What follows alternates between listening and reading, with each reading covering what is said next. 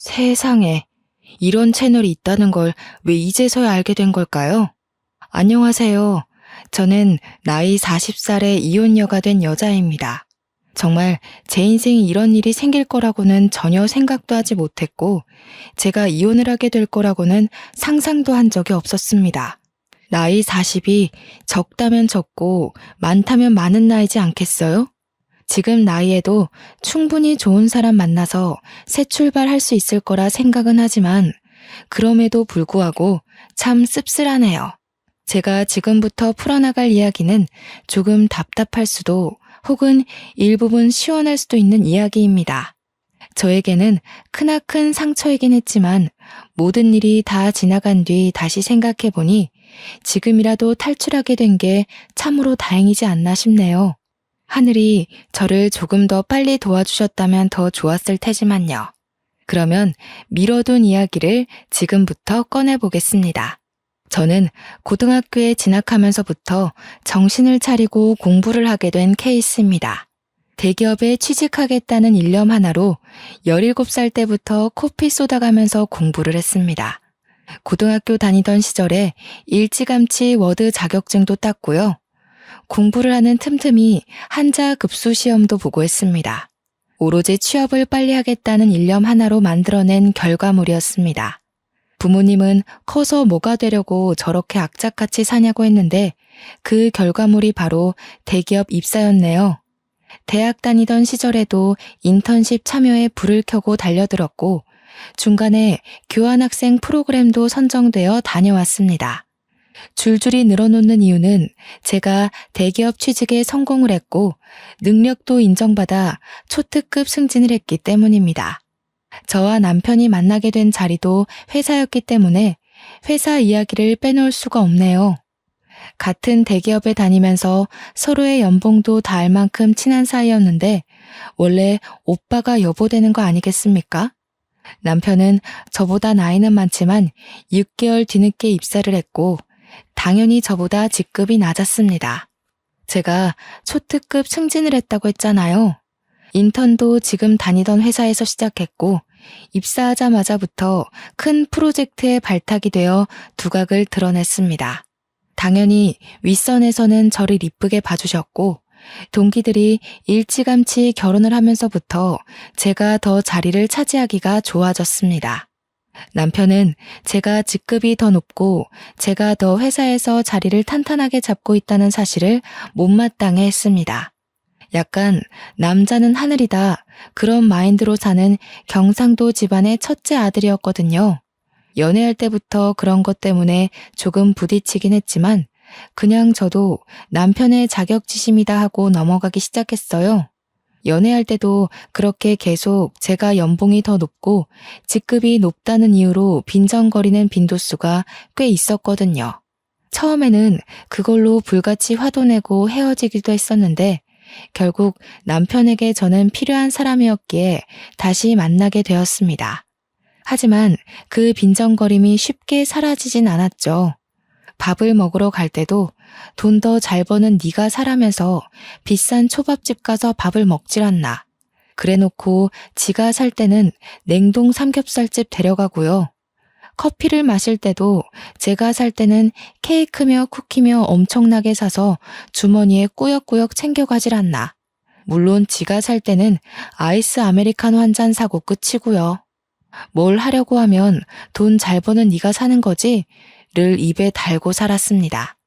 처음에는 그게 너무 꼴보기 싫어서 몇 번이나 그만 만나자고 했습니다. 그런데 또 그만 만나자고 하면 저한테 빌어요. 저 아니면 안 된다고 울고 불고 매달리더라고요. 그리고 또 한동안은 그런 소리 없이 저한테 잘해줘요. 그래서 마음이 약해져서 속아 넘어가지고 하다 보니까 저도 그 빈정거림에 무뎌지더라고요. 시간이 물 흐르듯이 흐르고 어느 정도 나이가 차니까 결혼 이야기가 솔솔 나오더군요. 사실 그때까지도 저는 확신이 없었어요. 이 사람과 오래 연애하긴 했지만 결혼해서 평생을 살아야 한다고 하면 글쎄요. 매일같이 싸우기만 할 것 같고 행복하지 않을 것 같아서 결혼까지는 못하겠다고 생각했죠. 그런데 양가의 생각은 조금 달랐습니다. 시댁에서는 똑부러지고 할 일 잘하는 제가 꼭 며느리가 되었으면 한다고 몇 번이나 저를 붙잡았고요. 저희 집에서는 성격 더러운 저를 받아줄 사람은 남편뿐이라는 이유에서 결혼을 서둘렀습니다. 동기들은 죄다 결혼해서 애가 둘이고 셋인데 저는 아직 시집도 못 갔으니 조바심이 날 수밖에 없었을지도 모르죠. 그렇게 제 의사와 상관없이 결혼식 준비가 한창일 때도 남편은 저에게 모든 걸 떠맡겼습니다. 그때 저는 큰 프로젝트의 중심에 있었기에 시간이 매우 부족했음에도 불구하고 남편이 모든 걸 저에게 맡기는 바람에 결혼식 준비까지 해내야만 했어요. 왜 저한테 오롯이 다 맡겼는지 궁금하시죠? 제 취향이 까다롭거나 신부가 제일 빛나야 하는 자리니까 그런 이유도 아니고요. 단지 제가 더 돈이 많다는 이유였습니다. 돈 많은 사람이 결정권을 가져야 편하다고 지는 손 놓고 있었던 거죠. 저는 그런 남편을 전혀 이해할 수 없었고 속으로 정말 욕도 많이 했지만 좋게 생각하려고 노력했습니다. 이미 주위에도 결혼한다고 소문이 다 났고 제일 중요한 회사에서도 소문이 다 났기 때문에 이제 와서 무르기에 늦었다고 생각한 거죠. 저에게도 체면이라는 게 있으니까요. 결혼은 반반 결혼하자고 했더니 대출은 제 이름으로 받자고 하더군요. 이유는 당연히 제가 더 잘 벌기 때문이죠. 소식을 들은 친구들이 제가 아깝다면서 저를 뜯어말리기까지 했습니다. 딱 봐도 생긴 게 좀팽이 같고 속도 좁아 보이는데 그런 지옥구덩이에 가냐고 하면서요. 결혼을 한 친구들은 저에게 평생 비혼으로 커리어 지키면서 살 줄 알았다고 결국 너도 어쩔 수 없이 시집을 가는구나 하면서 안타까워했어요. 그 이야기를 듣자마자 경력 단절이 막 떠오르면서 파혼할까 싶기도 했습니다. 저도 매일 밤잠을 못 잘 정도로 엄청난 고민을 했어요. 근데 제가 이런 고민을 하는 게 티가 났는지 제 눈치를 보면서 저한테 엄청 헌신하는 척 하더라고요. 평소에도 제 기분이 나빠 보일 때 열심히 옆에서 비위를 맞춰주는 사람이긴 했거든요. 뭐 결혼 준비하면서 스트레스 받나 보지 싶었는지 뜬금없이 꽃다발을 선물로 주기도 하고 비싼 레스토랑에 데려가기도 하고요. 평소에는 선물하지 않던 비싼 브랜드의 목걸이도 선물을 해주더군요. 솔직히 그런 선물 받으니까 싫진 않았어요. 부모님 말씀대로 제 성격을 이만큼 받아줄 사람이 어디 또 있겠냐 싶기도 하면서 그냥 다들 이렇게 살겠지 하는 마음으로 결혼식까지 진행했습니다. 결혼식을 진행할 때부터 맡고 있던 프로젝트에 갑자기 스폰이 붙으면서 점점 규모가 커졌어요. 정말 신혼이라는 걸 까먹을 정도로 바빠서 회사에서 숙식을 해결해야 할 때도 있었습니다. 야근은 밥 먹듯이 하고 주위에서도 기대감이 엄청나게 컸습니다. 남편은 제가 집에 들어오지 않는 것에 대한 불만보다 제가 그 큰 프로젝트의 주축이라는 걸 더 고가워했어요. 이제 혼인신고도 했겠다. 저에 대한 자격지심을 숨기지 않고 드러냈습니다. 그게 불과 결혼한 지 3개월 만에 일어난 일이었습니다.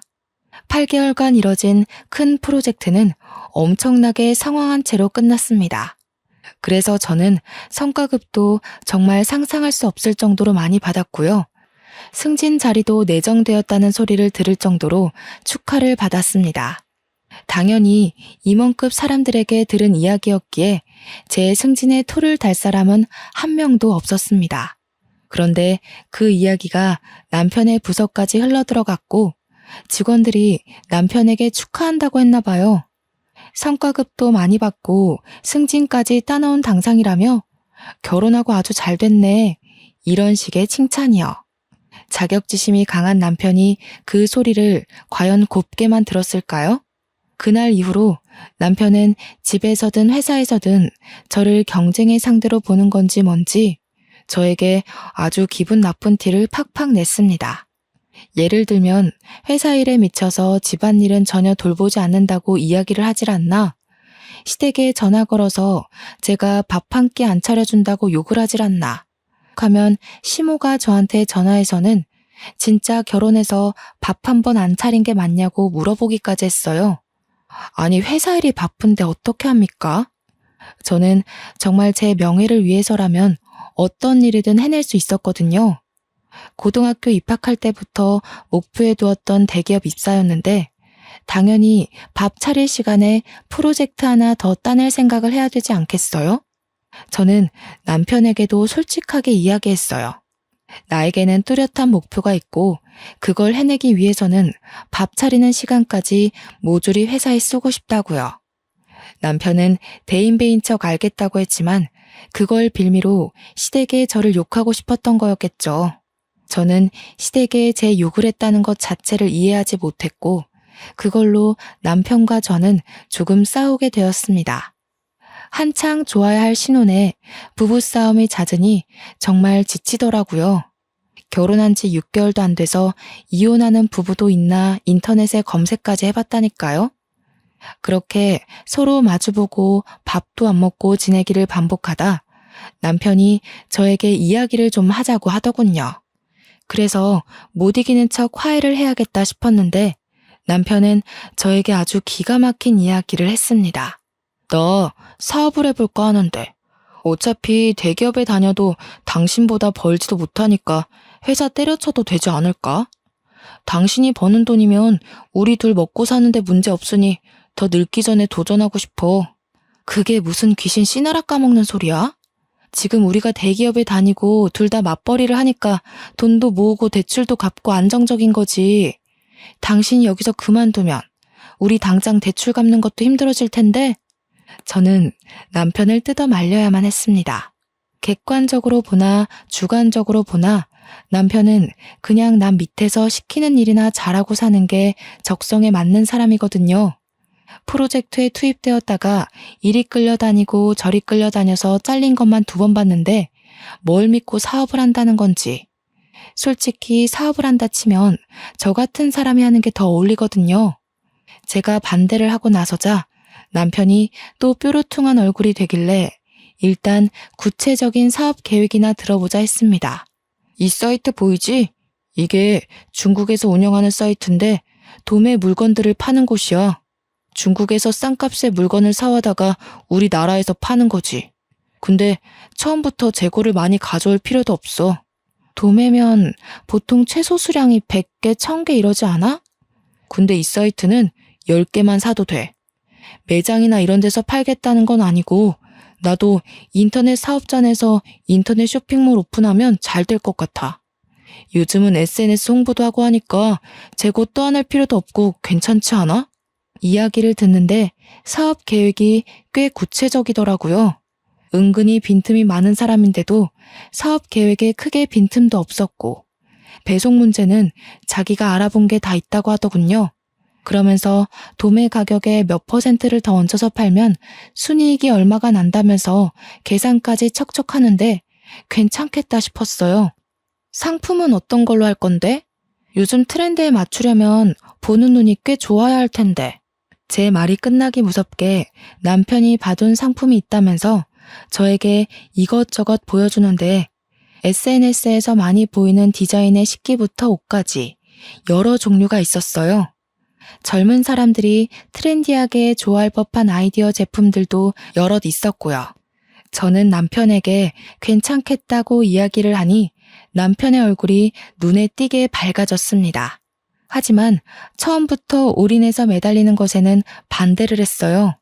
남편을 차근차근 설득하기 시작했습니다. 상품들이 전부 좋다.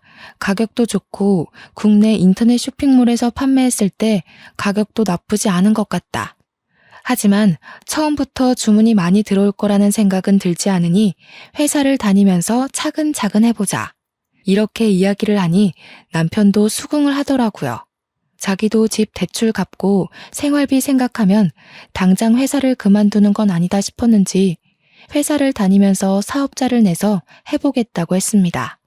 그렇게 남편에게 나름 용기를 북돋아주고는 저희도 화해를 했어요. 그동안 서로 서운하게 해서 미안하다. 나도 가정을 챙기겠다. 너도 자격지심 그만 부려라 하면서요. 간만에 2다리 뻗고 잔 것 같네요. 그렇게 남편은 평일에는 회사 일을 보고 주말에는 상품을 떼와서 이리저리 촬영도 하고 인터넷 쇼핑몰을 오픈해서 물건을 올리기 시작했습니다.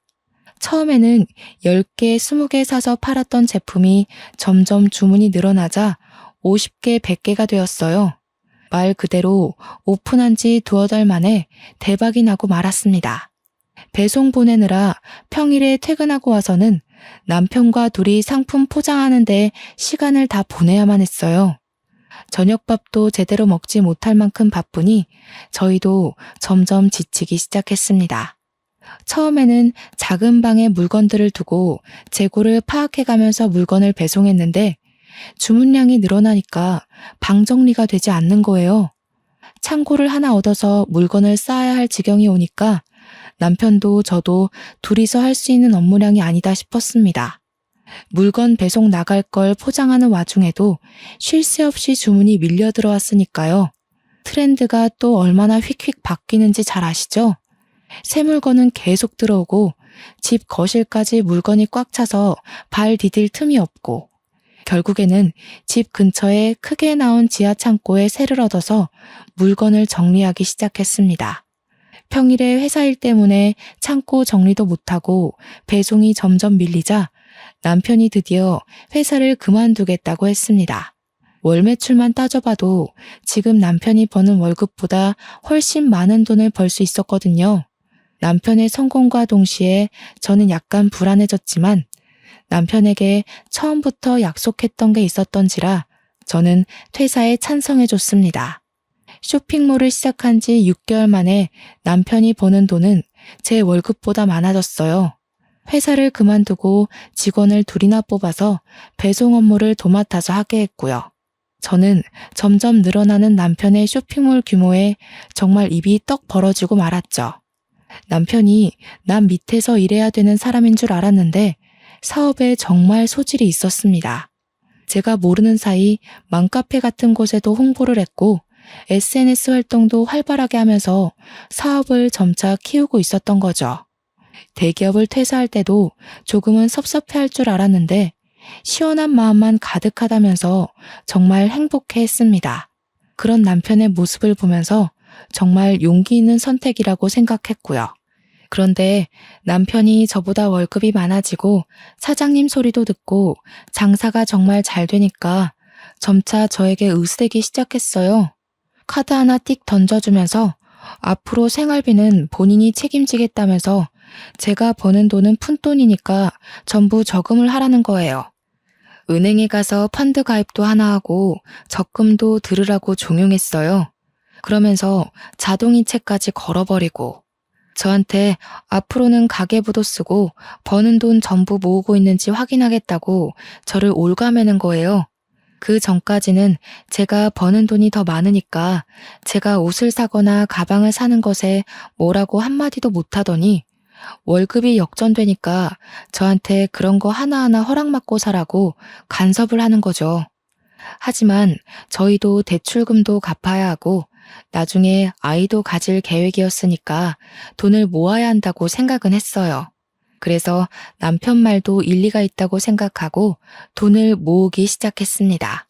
본인이 받은 퇴직금은 투자를 하겠다며 주식에 다 쏟아부었습니다. 저는 그 돈으로 차라리 사업을 더 키워보라 했지만 지금도 충분히 버는데 더 키워봤자라며 제 말을 무시하더군요. 솔직히 저는 주식이 좀 무서웠거든요. 한 방에 돈을 다 잃어버릴 수도 있으니까요. 남편은 은근히 투자에 눈이 밝은 사람이었어요. 저를 은행에 데려가서 펀드 계좌를 만들게 했을 때는 손해가 날 수도 있다고 해서 겁먹었는데 남편이 골라준 종목마다 다 오르더군요. 남편의 퇴직금으로 쌓아올린 주식도 꽤 수익이 났다고 했어요. 제가 눈으로 직접 본 건 아니니까 진짜인지 아닌지는 모를 일이지만요. 그래도 똑부러지게 잘하니까 저도 점차 남편에게 의지하기 시작했습니다. 그러던 어느 날 남편이 직원 2명으로도 물건이 감당이 안 된다면서 직원을 더 늘리겠다고 하더군요. 원래 저와 일일이 상의하던 사람이었는데 장사가 잘 되고 주위에서도 사장님 하니까 이제는 일방적인 통보를 했어요. 어차피 제 사업 아니고 저는 대기업에서 여전히 일을 하고 있었기에 서운하진 않았지만요. 처음에는 시부와 시모도 남편을 도와서 배송 물건을 포장하고 했었는데 자꾸 실수를 하신다는 거예요.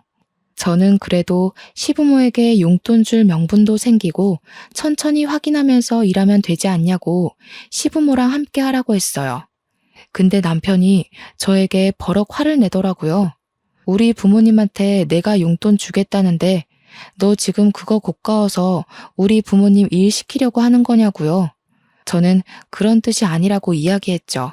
어차피 퇴직하셔서 심심하실 텐데 아들 사업도 도와주고 같이 있는 시간을 늘리면 서로에게 좋지 않겠냐고 했는데도 남편은 제 말을 듣지 않았어요. 그저 시부모를 부려먹지 못해서 안달난 며느리처럼 저를 바라보았습니다. 억울했지만 뭐 어떻게 하겠어요. 자기 사업이고 자기가 알아서 하겠다면서 저를 완전히 배제시키는데요. 그러더니 새 직원을 뽑았다고 하더군요. 어린 여자애 하나와 군대 다녀온 남자애 하나였어요. 남자애는 물건 정리하고 재고 관리하고 배송 업무만 도와주러 오시는 아줌마 셋과 함께 포장 업무를 했고요. 여자애는 사무실에서 주문도 받고 문의글 같은 거 답변도 해주고 전화 상담도 하는 그런 업무를 도맡아 한다고 했어요. 남자 직원은 창고에 상주했고 남편이랑 여직원은 칸으로 나눠진 사무실에서 컴퓨터 업무를 본다고 했습니다. 포장 직원 아줌마들도 매일 같이 와서 3, 4시간씩 포장을 할 정도였으니 규모가 정말 커지긴 했죠. 저는 그 와중에 회사 업무를 봐야 하니까 일일이 신경을 쓰지 못하고 있었어요. 대기업이라는 게 그렇게 녹록지 않거든요. 제가 딴짓할 수 있는 시간을 전혀 주지 않았기에 저는 평일에 월차를 내지 않고서야 남편 사무실에 가볼 수가 없었죠. 그리고 남편은 제가 일단 남편 사업장에 가서 참견하는 행위 자체를 싫어했습니다. 직원들을 새로 뽑고 몇 개월이 지나서 제가 회식이라도 해야 되는 거 아니냐고 퇴근하고 들리겠다고 하니까 완전 반대를 하더군요. 사장이 있는 것도 눈치 보일 텐데 사장 부인까지 온다고 하면 애들 기죽는다고요. 아니 뭐 제가 애들 잡아먹는 것도 아닌데 그렇게 말하니까 좀 그렇더라고요. 제 월급을 전부 적금과 펀드에 쏟아붓고 있었잖아요. 그러다 보니 제가 성과급을 받지 못하면 개인적으로 쓸 수 있는 돈이 없더라고요. 이미 예전부터 모아두었던 돈은 집 대출금 갚는 데 쏟아부었고 이전에 받은 성과급으로는 이미 가방도 사고 부모님 용돈도 드렸고요. 회사 일에 매진해봐야 월급 통장으로 돈이 들어오면 전부 다른 계좌들이 퍼가요 하니까 제 개인 돈이 없는 거예요. 있는 거라곤 달랑 남편이 준 카드 하나뿐이었어요. 그래서 어쩔 수 없이 남편 카드로 팀원들한테 커피를 하루 쏜 적이 있었어요.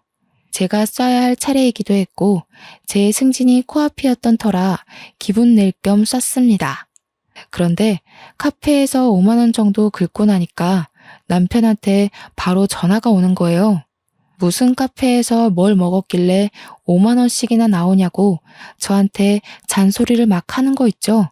저는 너무 당황스럽고 또 한편으로는 수치스러운 마음이 들었어요. 제 한 달 월급이 600만 원이거든요. 남편이 버는 돈은 정말 1000만 원 가까이 되고요. 근데 고작 5만 원어치 커피 사 먹었다고 바로 전화해서는 잔소리를 퍼붓다니. 결혼하고 나서 비상금 한 푼 모아둘 생각 안 한 제가 너무 바보같이 느껴졌습니다. 그렇다고 제가 집에서 놀고 먹으면서 남편 카드 쓰는 그런 사람도 아니고 저도 사회생활을 하는 여잔데 저한테 5만 원 가지고 그렇게 치졸하게 굴 거라고는 생각도 못했어요. 점점 제 입지가 좁아지는 듯한 느낌도 들고 저도 결국 대한민국의 남편 눈치 보는 며느리가 되는 건가 하는 생각도 들었고요. 근데 거기서 끝나지 않고 남편이 갑자기 대기업 다니던 시절을 들먹이면서 자격지심을 또 부리는 거예요. 그깟 회사 다니면서 너한테 굽신거렸던 거 생각하면 열불이 뻗친다나 뭐라나. 진즉 사업을 했으면 그때 너한테 그렇게 수그릴 필요도 없었는데 이러면서 저한테 그 월급 받아서 뭐 할 거냐고 하더라고요. 고작 600만 원 벌면서 언제 벌어서 언제 쓰냐고.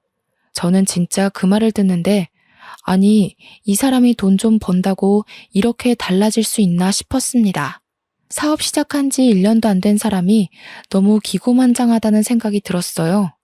저한테 대기업 다니는 거 아무짝에도 소용없다면서 차라리 때려치우고 자기 일을 도우라는 거예요, 글쎄. 아시다시피 제 팀장 직함이 눈앞에 바로 있고 제 일에 얼마나 자존감이 넘치는지도 아는 사람이 저한테 저러니까 너무 짜증났어요. 그래서 저도 지지 않고 말했죠. 당신이 회사 다닐 때 성과를 못 내서 그만큼 벌었던 거지 나는 잘나서 잘 번다고. 누가 요즘 월급쟁이로 600만 원이나 벌겠냐고. 나 팀장 달면 연봉 더 오르는 거 알고 있냐고. 하지 말아야 할 말까지 해버렸죠. 당신 사업이 언제까지 잘 될 것 같냐고요. 그 말에 남편이 거품 물고 저한테 막 달려들었어요. 사업 망하라고 고사 지내는 거 아니냐, 자격지심 있는 거 아니냐면서 저한테 따지더라고요. 자기 사업 잘 되니까 배 아픈 거냐면서 애초에 사업 못하게 하려던 것도 저한테 굽신거리는 꼴, 평생 보고 살고 싶어서 그러는 거 아니냐고. 아니, 제가 사업이 잘 될지 안 될지 어떻게 알고 그런 생각을 하겠어요? 저도 말이면 단줄 아냐고 엄청 소리 높여서 이야기를 했고 결국 둘 다 부부싸움에 지쳐서 말도 안 하고 살게 되었습니다. 여자가 말이야, 남편 사업장 돕는 게 내조야 내조. 언제까지 그 사업이 잘 되기만 할 것 같아? 당연히 고정 수입이 있어야지.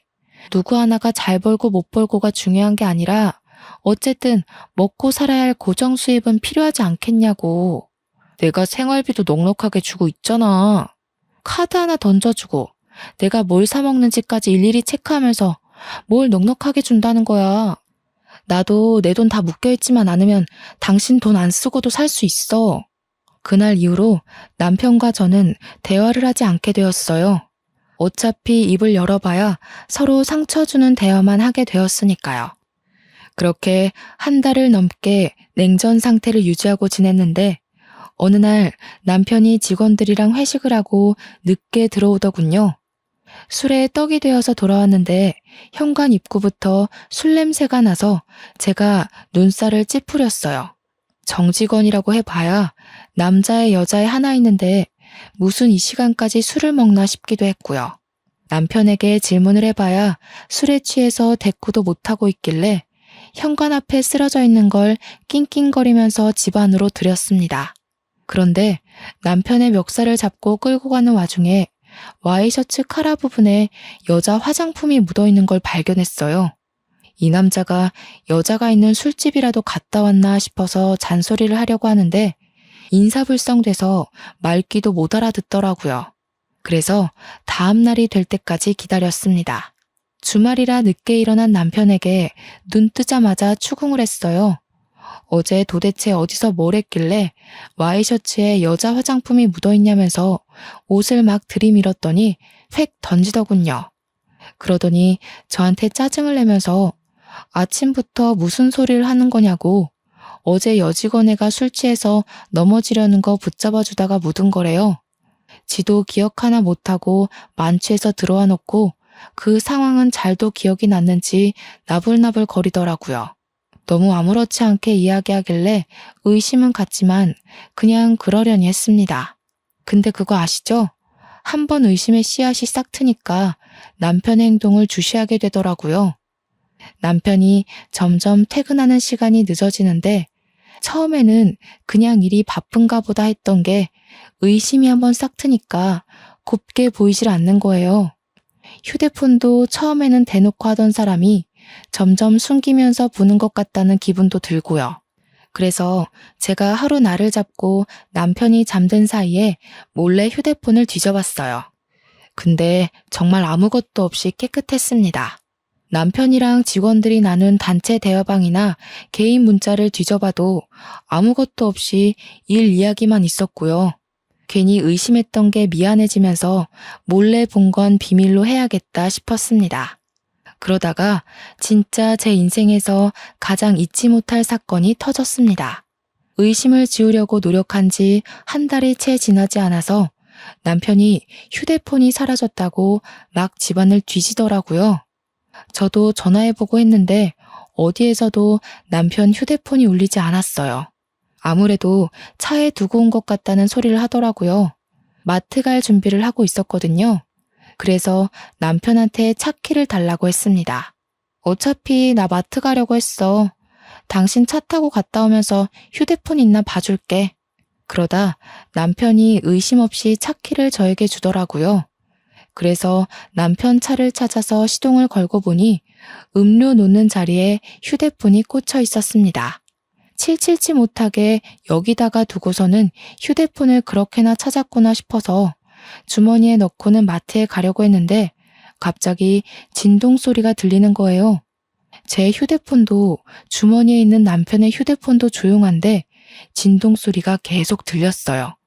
뭔가 싶어서 소리가 나는 곳을 찾아보니까 차 글로브 박스 안에서 울리더라고요. 그래서 아무 생각 없이 글로브 박스를 열었더니 남편 휴대폰과 똑같은 기종의 똑같은 색인 휴대폰이 하나 더 있더라고요. 순간 등줄기에서부터 소름이 쫙 끼치면서 금기의 열매를 먹은 것 같은 기분이 들었습니다. 발신자를 확인하니 하트라고 되어 있었어요. 저는 덜덜 떨리는 손으로 전화를 받았습니다. 웬 여자가 여보세요? 하길래 제가 누구세요? 라고 반문을 했어요. 그러니까 여자가 누구세요? 하는 거예요. 그래서 제가 너 누구냐고 하니까 전화를 말없이 끊더라고요. 그래서 너무 어이가 없어서 남편에게 전화를 하려고 보니 제 주머니 속에 휴대폰이 있잖아요. 쎄한 느낌의 남편 것으로 추정되는 다른 휴대폰을 뒤져보려고 하니 비밀번호가 걸려 있더라고요. 이거 분명히 뭐 있다. 남편이 바람난 게 틀림없다 하는 생각이 들었습니다. 마트를 다녀와야 하니까 내비게이션을 딱 켰는데 거기서 또 소름이 돋더라고요. 최근 주소지 검색 목록이 생각나서 그걸 딱 눌렀는데 웬 오피스텔 주소가 엄청 찍혀 있는 거예요. 땡땡동 땡땡 오피스텔이라고 적혀 있는데 남편 사무실에서 10분 거리거든요. 저는 뭔가에 홀린 사람처럼 남편의 블랙박스를 뒤졌습니다. 블랙박스에 녹화된 목록을 하나하나 뒤져보는데 땡땡 오피스텔 앞에서 찍힌 녹화본이 있더군요. 숨죽여서 화면을 제 휴대폰으로 하나하나 녹화하기 시작했어요. 남편이랑 여자가 오피스텔로 들어가는 모습 전부를 날짜까지 정확하게 보이게 찍었습니다. 찍는 내내 손이 어찌나 떨리고 호흡이 가빠지는지 결혼할 때부터 할까 말까 떠밀리듯 결혼한 남편이었지만 바람을 핀다는 게 확실해지니 정말 깊은 배신감이 들었어요. 증거를 나름 수집해놓고 마트에 가서 정말 아무 생각 없이 장을 보고 집으로 돌아와 남편에게 주머니에 있던 휴대폰을 주었습니다. 그랬더니 남편이 차에 있었냐고 하더라고요. 차에 있었어. 근데 휴대폰이 하나 더 있더라? 하트한테 전화 왔는데 내가 받았어. 그러자 남편 얼굴이 갑자기 딱딱하게 굳으면서 아무 말도 못하더라고요. 이 인간 나한테 딱 걸렸다 하는 생각이 들었죠. 근데 갑자기 표정을 싹 바꾸더니 무슨 소리냐고 웬 하트? 이러는 거 아니겠어요? 얼마나 가증스럽던지. 정말 코웃음이 뻥 하고 나올 것 같았습니다. 저는 글로브 박스에서 발견한 휴대폰도 남편에게 던졌어요. 그러자 남편이 빼도 박도 못한 증거를 들킨 것처럼 휴대폰을 양손에 쥐고 아무 말도 못하더라고요. 그 여자 누구야? 당신 회사 여직원이야? 그래서 오피스텔에 살림 차렸어? 땡땡동 땡땡 오피스텔에. 당신이랑 여자랑 들어가는 거 다 찍혔더라. 블랙박스까지 이미 다 확인하고 오는 길이니까 변명할 생각 하지 마. 오해야. 그리고 그걸 뒤져보긴 왜 뒤져봐? 당신 무슨 의부증 있어? 남의 사생활을. 부부끼리 사생활까지 존중해줘야 하는 거야? 그 사생활이라는 게 바람인 거고 내가 어디까지 눈 감아줘야 하는 건데 말해봐. 제 말에 남편이 아무 소리 못하고 부들부들 떨더라고요. 바람 필 때는 좋아서 몰랐겠지만 걸리고 나니까 이제 와서 후회라도 하는 건지 뭔지. 그런데 남편이 갑자기 한숨을 내쉬더니 오히려 당당하게 나오는 게 아니겠어요?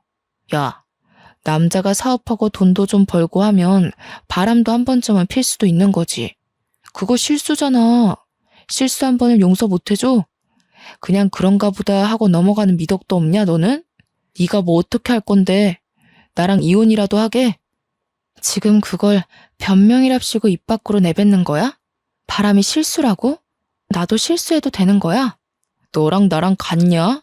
꼴랑 500만 원 좀 넘게 벌면서 내가 턱턱 가져다 주는 돈 없으면 어떻게 살려고 그래? 그렇게 말하는데 정말 개구리 올챙이 시절 생각 못한다는 말이 딱 떠오르더라고요. 여자 혼자 사는데 월 500에서 600만 원이면 당연히 배부르게 먹고 살 수 있다는 생각은 왜 못하는 걸까요? 그리고 지 대기업 다닐 때 저보다 훨씬 못 벌었었거든요. 혼자 살면서 그 정도 월급이면 떵떵거리면서 살 수 있는데 지가 지금 버는 돈에 심취해서 저를 깎아내리니 너무 짜증났습니다. 바람은 둘째치고 저런 마음을 가진 사람과 살아야 한다는 게 개탄스러웠어요. 어차피 한순간 지나가는 바람이야. 내가 알아서 정리하고 올 테니까 그냥 그때까지만 냅둬. 내가 미쳤냐? 한 번 바람핀 인간은 두 번, 세 번 계속 바람피면서 살게 돼 있댔어. 그냥 이혼해. 내가 뭐가 아쉬워서 너 같은 인간이랑 같이 살아? 누가 아쉬울 것 같아? 아쉬운 건 너지. 내가 벌어다 주는 돈 없으니까. 너같이 대기업 다닌답시고 일에 미쳐서 남편은 신경도 안 쓰는 여자 나도 필요 없어. 네가 내조를 하기를 해, 살림을 하기를 해? 나도 너랑 이혼하는 게 마음 편해. 저도 같이 달려들어서 남편한테 싸댔어요. 위자료 톡톡히 준비하라고, 바람난 주제에 말이 많다고, 시댁이나 친정이 알아서 이야기하라고, 네가 바람나서 헤어지는 거라고 물고 늘어졌죠. 집은 제 이름으로 대출받았던 거고 갚아야 할 돈도 이제 멀지 않았기 때문에 위자료인 셈 치고 제가 들고 간다고 했어요. 머릿속으로 계산기 좀 두드려보는 것 같더니 지 손해는 아니다 싶었는지 그렇게 하고 깔끔하게 이혼하자고 하더라고요. 월급쟁이 불쌍해서 자기가 1, 2억 정도 인심 쓰듯이 주는 셈 치자고요. 끝까지 그 잘난 사업장 얼마나 가나 지켜본다 했죠. 그 여자는 제 생각대로 회사 여직원이었어요. 나이도 고작 20대 중반이던데 어쩌다 16이나 차이 나는 남자한테 빠져가지고 그렇게 인생을 망치는지. 그래도 제 업보다 생각하고 살아야죠. 유부남 꼬셔서 살림까지 차린 건데 근데 저는 그냥 넘어가면 안 되지 않겠어요? 남편과 협의이혼 도장 찍고 아파트까지 다 넘겨받은 이후에 상간녀 소송부터 걸었습니다. 증거야 뭐 블랙박스면 충분하다고 하더군요. 거기다가 제가 그 불륜 남녀들의 휴대폰 수사까지 맡기면 증거야 차고 넘칠 거라고 했어요. 제가 상간녀 소송을 걸고 뒤늦게 남편이랑 상간녀가 송달을 받았는지 전 남편이 저에게 전화가 와서 그 소송 뭐냐고 화를 내더라고요. 상간녀 소송이 상간녀 소송이지 뭐긴 뭐겠어. 저는 그 한마디 날려주고 두 연놈들의 번호를 차단해버렸습니다. 당연히 증거가 충분했기에 소송에서 저는 이겼고 위자료로 2천만 원을 받게 되었습니다. 물론 그 돈도 남편의 주머니에서 나온 돈이었겠지만 속은 시원하더라고요. 승소문을 프린트해서 그 동네 오피스텔이랑 상간녀의 본집 주소지 근처에 죄다 뿌려버렸습니다. 인터넷에 찾아보니 명예훼손으로 걸려봐야 처음에는 벌금 몇십만 원이 전부라고 하더라고요. 게다가 상간녀 아버지가 교육자라고 했으니 타격은 더 클 거라고 생각했거든요.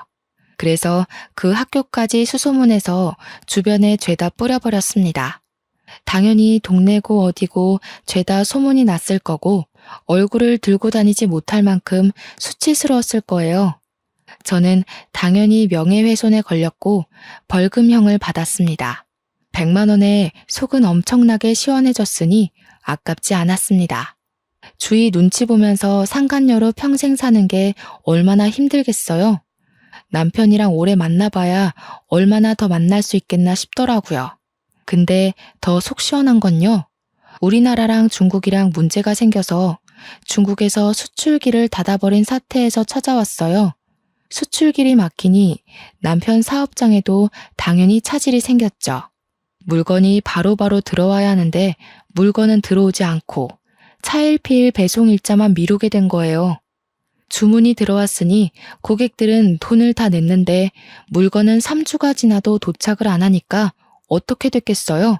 한 번에 환불 요청 들어오고 일부 고객들은 사기 사이트라면서 소송 걸고 소송 걸린 것만 해도 몇십 건이라 일일이 대응하느라 변호사비로 돈 다 털리고 환불해주랴 털려 물건 없어서 장사는 안 되는데 직원들 월급까지 또 따박따박 줘야 하고 거기다가 배송 지연 보상까지 일일이 다 해줘야 한다더라고요.